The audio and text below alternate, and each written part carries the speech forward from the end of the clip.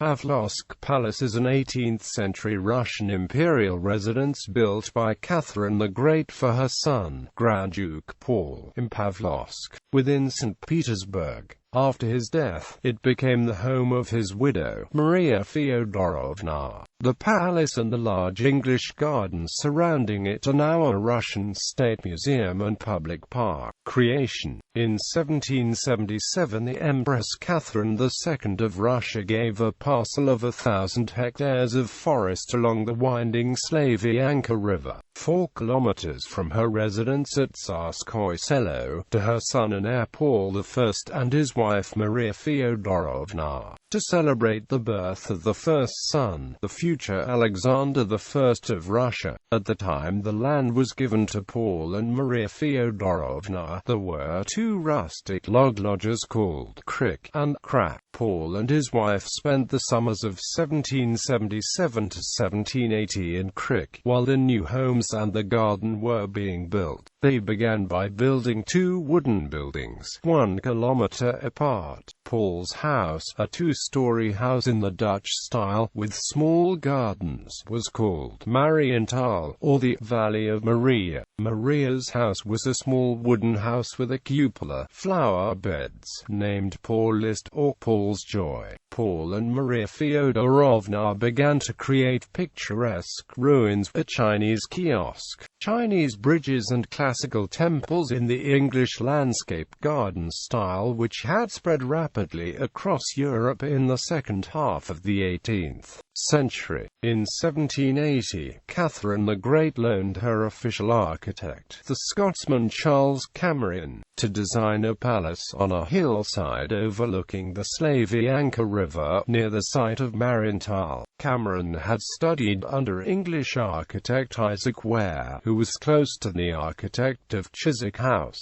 the villa of Lord Burlington, one of the earliest and finest Palladian houses in England. Through this connection, Cameron became familiar with the original plans of Palladio, which were in the personal collection of Lord Burlington. This style was the major influence on Cameron when he designed Pavlovsk. Cameron began his project not with the palace itself but with 2 classical pavilions. The first was the Temple of Friendship, a circular Dorian temple with 16 columns supporting a low dome, containing a statue of Catherine the Great. It was placed at a bend of the Slavianka River, below the future palace, and was surrounded by silver poplars and transplanted Siberian pines. The second was the Apollo Colonnade, a double row of columns with an entablature, forming a setting for a reproduction of the Belvedere Apollo. It was placed at the entrance of the park, and it was made of porous limestone with a coarse finish. The surfaces suggest that they had been aged by centuries of weather. At the same time, the Slavianka River was dammed to create a lake which would mirror the facade of the palace above. Maria Feodorovna also insisted in having several rustic structures which recalled the palace where she grew up at Etoups, 40 miles from Basel, in what was then the Duchy of Württemberg and today is in Alsace. Cameron constructed a small Swiss chalet with a library, a dairy of rough stones with a thatched roof, where milk products were kept and prepared, and an aviary in the form of a small classical temple with metal netting between the Dorian columns, which was filled with nightingale, goldfinch, starling and quail. For the palace itself, Cameron conceived a country house which seems to have been based on a design of Palladio shown in a woodcut in his book Quattro Libri dell'Architettura, for the Villa Tricino at Meledo in Italy.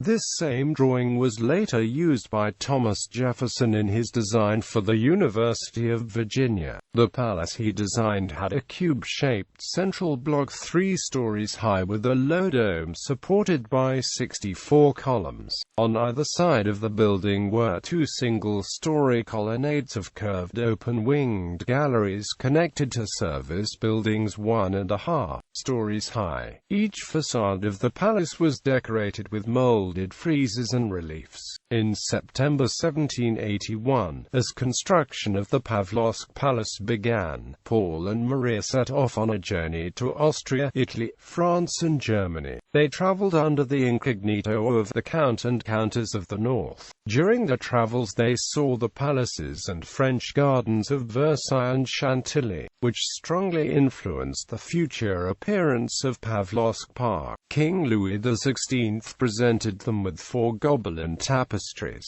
Marie Antoinette presented Maria Feodorovna with a 60-piece toilet set of Chevreuse porcelain, and they ordered more sets of porcelain and purchased statues, busts, paintings, furniture and paintings, all for Pavlovsk. While they traveled, they kept in contact almost daily with Kuchelbaker, the supervisor of construction at Pavlovsk, sending back and forth drawings, plans and notes on the smallest details. Paul and Maria Feodorovna returned in November 1782, and they continued to fill Pavlovsk with art objects. A shipment of antique marbles, statues, busts, urns, and pottery discovered and purchased at Pompeii arrived in 1783.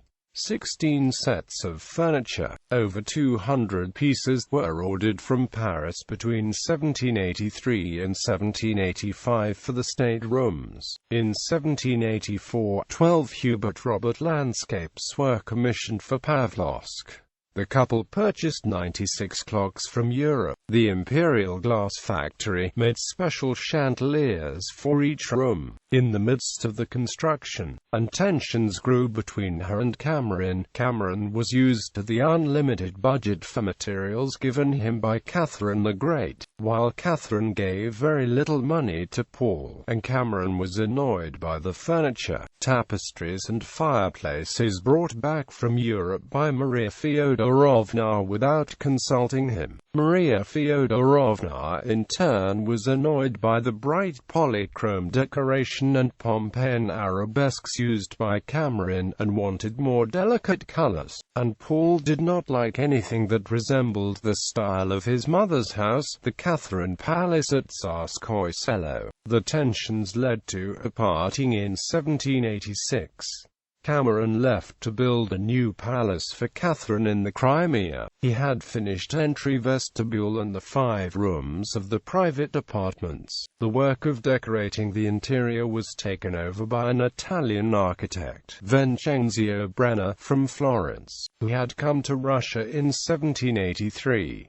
Brenner designed interiors which reflected Paul's taste for Roman classicism. He created the white and gold halls of War and Peace on either side of the Greek hall by Cameron, which had a colonnade of green false marble columns resembling a Greek temple. He made the Italian hall into a replica of a Roman temple, and he built the state bedroom for Maria Feodorovna as an imitation of the state bedroom of the King of France, with a huge gilded bed, and cream silk wallpaper painted in tempera with colorful flowers, fruit, musical instruments and gardening tools. Catherine the Great died in 1796, and Paul became emperor. He decided to enlarge Pavlovsk into a palace suitable for a royal residence, adding 2 new wings on either side of the main building, and a church attached to the south wing. Between 1797 and 1799, he lavished money and the finest materials on Brenner's interiors. The reign of Emperor Paul did not last long.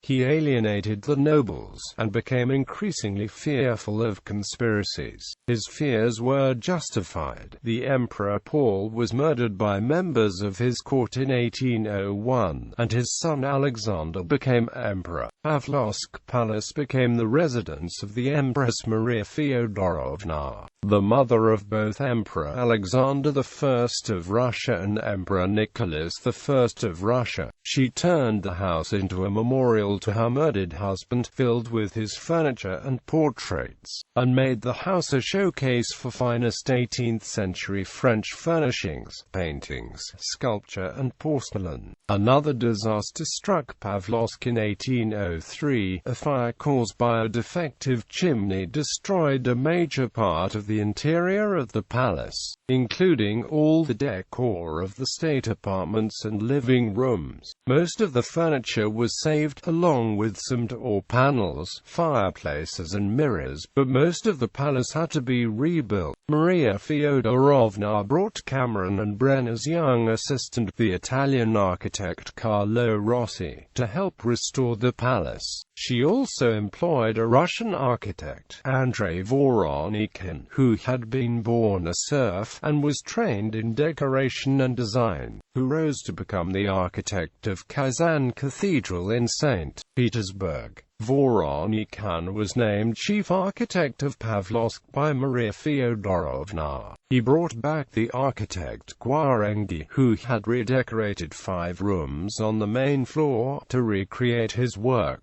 He remade some of the rooms, such as the tapestry room and the state bedroom, exactly as they had been, but for other rooms he added decoration inspired by Roman models discovered at Pompeii and Herculaneum, Roman-style lamps, furniture, Roman couches, and chairs copied after those of Roman senators.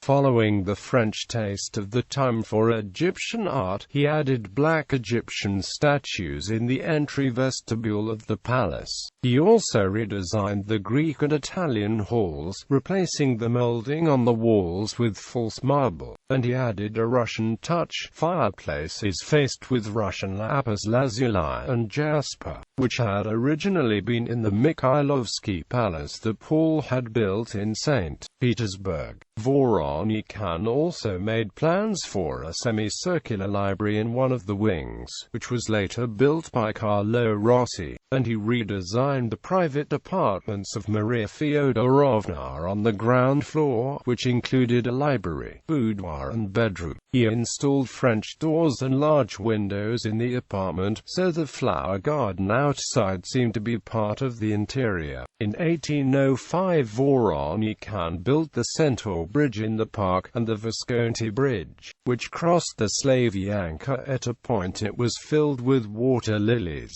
His last construction in the park was the Rose Pavilion, built in 1811, a simple structure surrounded entirely by rose bushes. The Rose Pavilion was the site of a grand fete on July 12, 1814, celebrating the return of Alexander I to St. Petersburg after the defeat of Napoleon. For the occasion, the architect Pietro de Gottardo Gonzaga built a ballroom the size of the Rose Pavilion itself in just 17 days, and surrounded it with huge canvases of Russian villages celebrating the victory. The ball inside the pavilion opened with a polonaise led by Alexander and his mother, and ended with a huge display of fireworks. In her later years, Maria Feodorovna had a literary salon at Pavlovsk, which was frequented by the poet Vasily Zhukovsky, the fable writer Ivan Krylov, and the historian Nikolai Karamzin.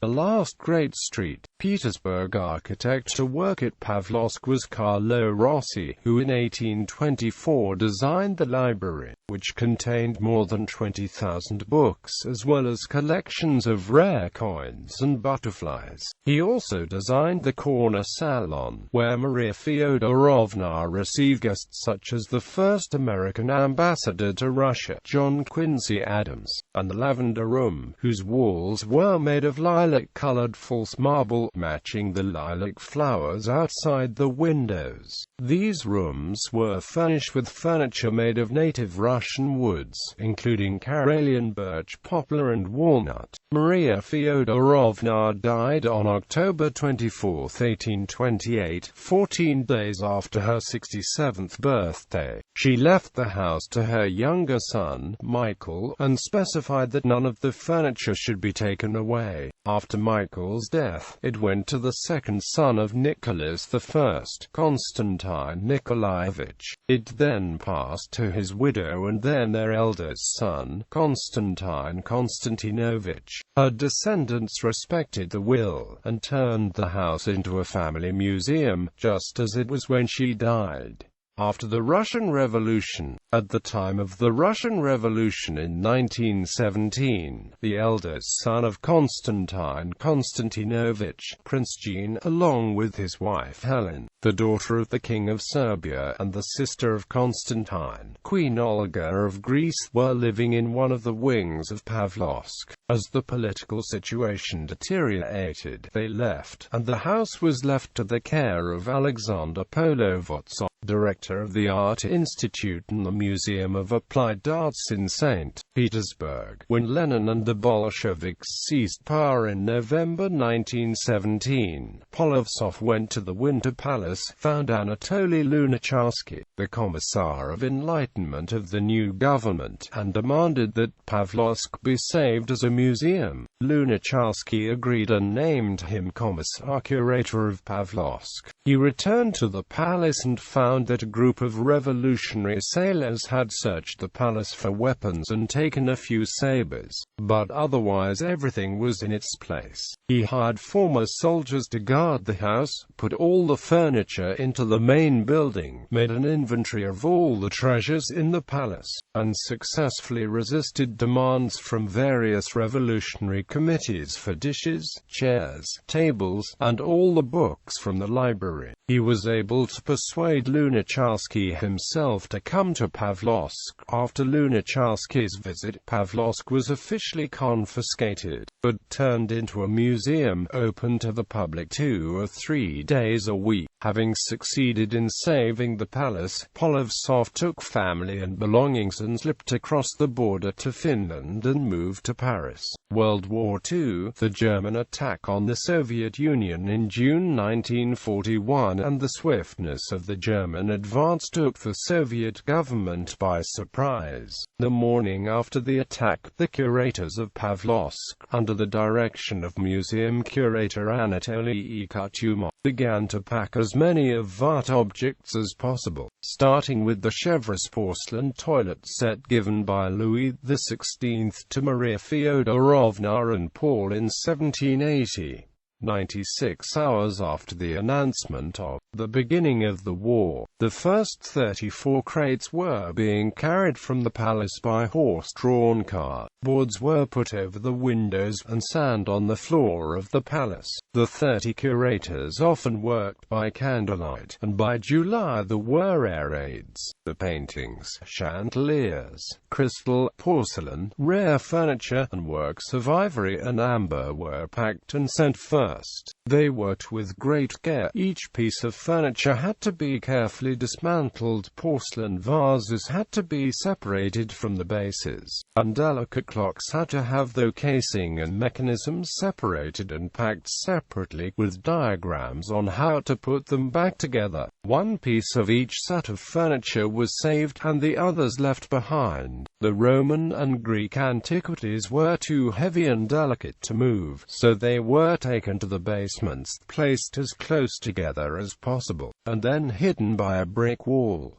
By the third week of August, 13,000 objects, plus all the documentation, had been packed and sent away. Some crates were sent to Gorky, others to Sarapul, and the last group, on August 20, 1941, went to Leningrad, where the crates were stored in the basement of St. Isaac's Cathedral. The last shipment included the chandelier from the Italian hall and the jasper vases from the Greek hall. On August 30, the last rail link from Leningrad to Moscow was cut, and the city was under blockade. By August 28, the Germans were 50 kilometers from Pavlovsk. A Soviet division headquarters was located in one wing of the palace. As the Germans came closer, the park and palace came under bombardment.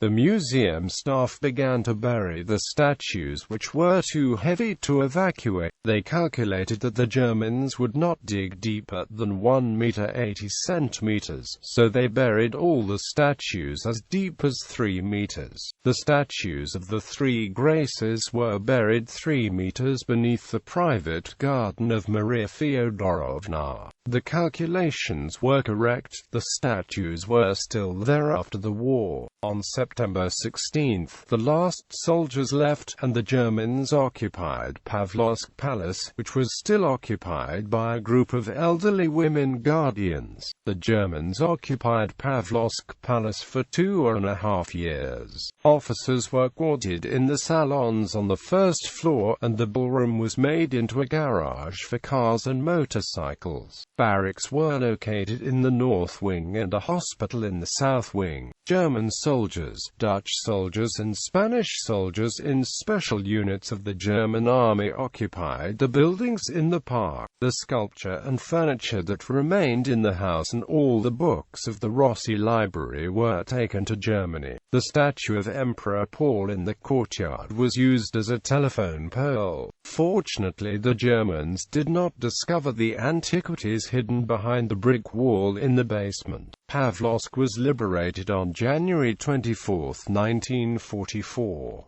When the Soviet troops arrived, the palace had already been burning for 3 days. The main building of the palace was a hollow shell, without a roof or floors. The north wall had fallen. Most of the parquet floors of the palace had been used as firewood. A few pieces were found in unburned portions of the palace near the stoves. Of the over 100,000 trees that had been in the park before the war, 70,000 had been cut down or destroyed by the shelling. All the decorative bridges in the park had been blown up. 800 bunkers had been dug in the park. The Rose Pavilion was gone. The Germans had used the materials to construct a fortified dugout. Restoration. On February 18, 1944, a meeting was held at the House of Architects in Leningrad to discuss the fate of the ruined palaces. The academician and architect Alexei Shushev, who had designed the Lenin Mausoleum, called for the immediate reconstruction of the palaces. "If we do not do this," he said, "we who know and remember these palaces in all the glory as they were, then the next generation will never be able to reconstruct them." Even before the war had ended, the Soviet government decided to restore Pavlovsk and the other ruined palaces around Leningrad. First, the mines had to be cleared from the ruins and palace and the park. Then the remaining walls were supported with scaffolding, and casts were made of the remaining molding. Fragments of plaster molding were collected, sorting, and casts made. The color of paint still on the remaining walls was carefully noted for later copying. Photographs and early plans of the palace were brought together to help with the restoration. As soon as the war ended, a search began for treasures stolen from the palace. Curators collected pieces of furniture, fabric, the legs of tables and pieces of doors and gilded cornices from the German fortifications around the palace. In the buildings which had been German headquarters, they found chairs, marble statues and rolled-up paintings from the palace. They found other furniture and objects as far away as Riga, Tallinn, and in Königsberg, in Germany. Some precious objects from Pavlovsk left Russia even before the war. 4 Gobelins tapestries from Pavlovsk were sold by the Soviet government to J. Paul Getty, and are now on display in the Getty Museum in Malibu, California. The restorers used only the original variants of the architectural decoration, those created by Cameron, Brenner, Voronikin, and Rossi. The only changes permitted were to use modern materials. Columns made of wood were replaced by poured concrete or bricks, and the ceilings of the Italian and Greek halls were made of steel and concrete so they would be fireproof. A special school, the Machina Leningrad Higher Artistic Industry School, was created in Leningrad to teach the arts of restoring architectural details, furniture, and art objects. This school produced a corps of restoration experts who worked on all the palaces around Leningrad. The work was meticulous and difficult, and proceeded very slowly. In 1950, after 6 years of planting new trees, parts of the park opened to the public. In 1955, the restoration of the facade of the palace was completed, and restoration of the interiors began. Unfortunately for the restorers, the original plans by Cameron, Brenner, Voronikhin and Rossi still existed. Also, fragments of the original interior molding, cornices, friezes and the frames for the carvings, bas-reliefs, medallions and paintings still remained and could be copied. In addition, there were 2,500 photographic negatives taken in the early century by Benoit, and another 11,000 photographs taken just before the war. The chief of the restoration, Feodorovna, was insistent that all the restoration be faithful to the original work. Pay attention and do not use later details, he demanded.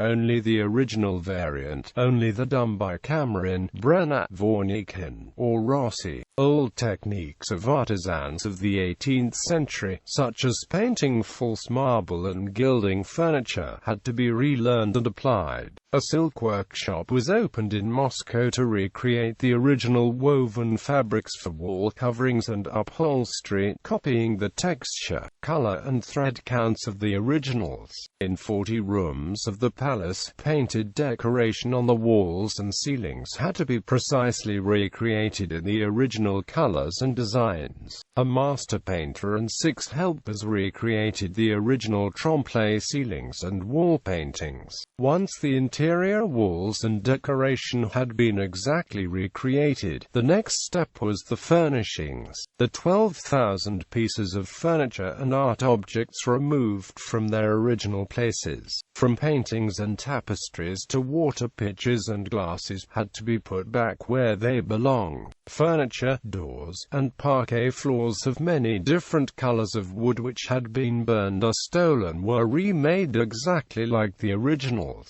The crystal chandeliers of the 18th century were exactly copied. In 1957, 13 years after the palace had been burned, the first 7 rooms were opened to the public. In 1958, 4 more rooms were opened, and 11 more in 1960. The Egyptian vestibule was finished in 1963, and the Italian room opened in 1965. 11 more rooms were ready by 1967.